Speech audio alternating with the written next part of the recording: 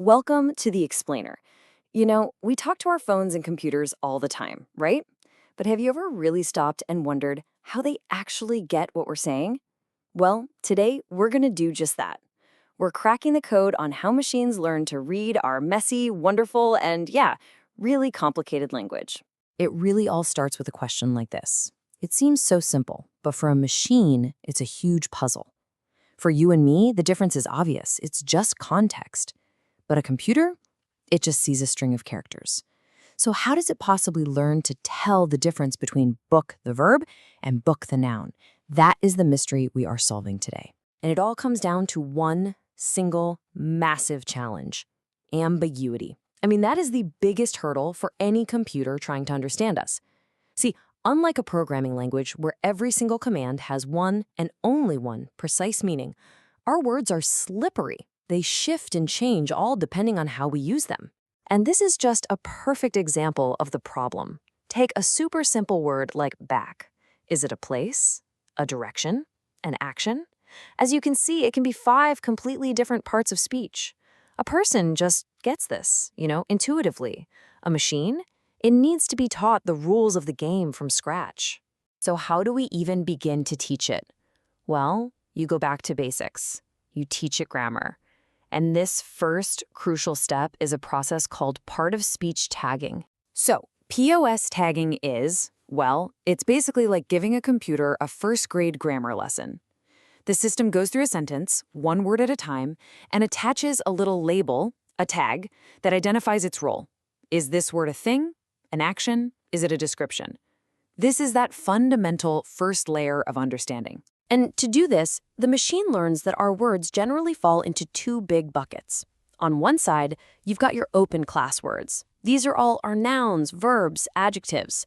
We call it open because, well, we invent new ones all the time, right? Like to Google something or taking a selfie. But on the other side, you have closed class words. Words like the, she, on. These are the functional glue of our language, and that set almost never changes. Okay. So that's the theory. But what does a sentence actually look like after a machine has had its way with it? Let's peek under the hood here. We're going to use a standard set of tags that everybody uses called the Penn Treebank tag set. And there it is. This is the result. The machine takes a normal sentence and turns it into this nice structured data. You can see the gets tagged as DT for determiner. Grand is JJ for adjective, and commented gets VBD for a past tense verb. Every single word gets a precise, unambiguous label. All of a sudden, the chaos of human language starts to look a lot more like clean, organized code. So how good are we at this? Well, modern systems can tag parts of speech with about 97% accuracy, and that sounds amazing, right? It's almost perfect. But wait a minute. In the world of machine learning, you always have to compare your performance to a simple baseline. So we have to ask the question, is 97% actually as good as it sounds? And here's the twist. If you built the absolute simplest tagger you could imagine, one that just assigns every word its most common tag, no other logic, you'd be right 92% of the time. Think about it. The is almost always a determiner. So that impressive 97%, it's really all about correctly solving that last tricky 5%, those ambiguous cases like our friend back. That's where the real intelligence is. Okay, so the machine can identify the grammar. That's a huge step. But to really understand a text, a computer needs to know who's who and what's what. It needs to find the important names, or what we call named entities. This next level of understanding is called named entity recognition, or NER for short. And the goal here isn't just about grammar anymore. It's about finding actual information.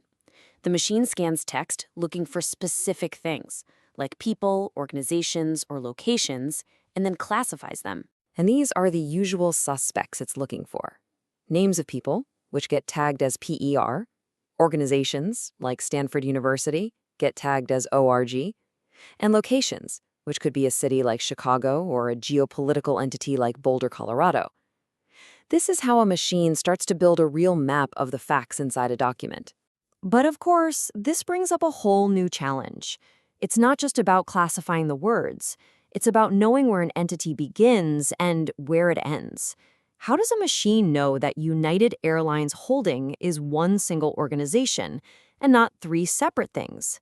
This is called the boundary problem, and the solution for it is actually really clever. And that solution is a little scheme called BIO tagging. It's so simple but so powerful. Instead of just tagging a word as, say, person, it tags it with a bit more information. B means this word is the beginning of an entity. I means it's inside an entity that's already started. And O just means it's outside of any named entity at all. Beginning, inside, outside. So let's see this in action. It makes so much sense when you see it. In this sentence, Jane is the beginning of a person, so it gets B per. Villanueva is inside that same entity, so it's I per.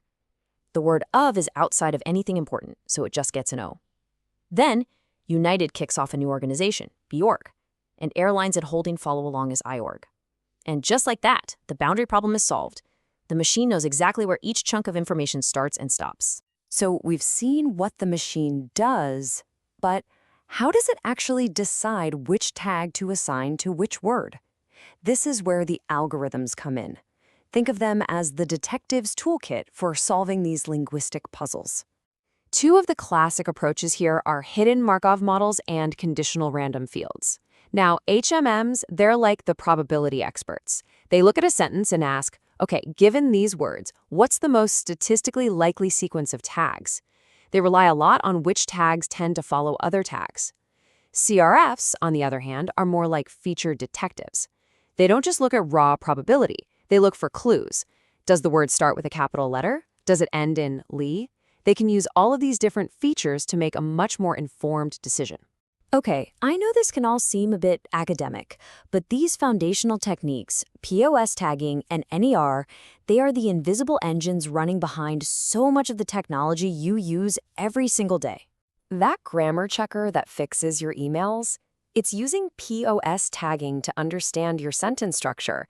When a company wants to know if people on Twitter are talking positively about their brand, they're using NER to find mentions of their organization.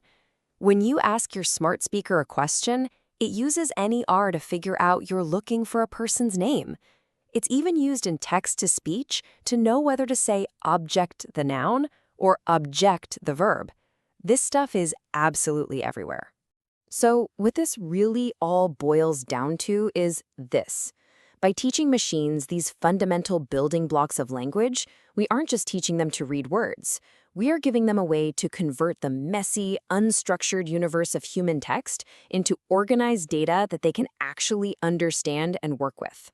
So, we've cracked the code of grammar and we've figured out how to identify the key players in a sentence. But honestly, this is just the beginning. The next great frontier is moving beyond that structure to understand nuance and intent and what things truly mean. And how we get there?